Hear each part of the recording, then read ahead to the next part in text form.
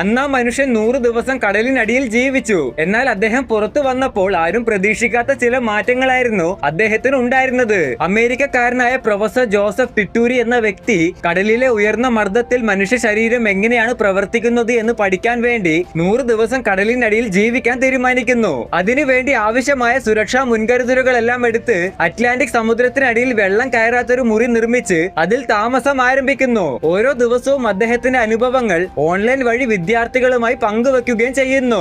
അവസാനം 100 ദിവസത്തെ കടലിനടിയിലെ ജീവിതം അവസാനിപ്പിച്ച് തിരിച്ചു വന്ന അദ്ദേഹത്തിന്റെ ശരീരത്തിൽ ചില അത്ഭുതകരമായ മാറ്റങ്ങൾ പ്രകടമായിരുന്നു. അദ്ദേഹത്തിന്റെ ഉയരം 1/2 ഇഞ്ചോളം കുറഞ്ഞു, ഉറക്കത്തിന്റെ ഗുണനിലവാരം മെച്ചപ്പെട്ടു, മാനസിക സമ്മർദ്ദം കുറഞ്ഞു, ശരീരത്തിലെ സ്റ്റെം സെല്ലുകളുടെ അളവ് വർദ്ധിക്കുകയും ചെയ്തു.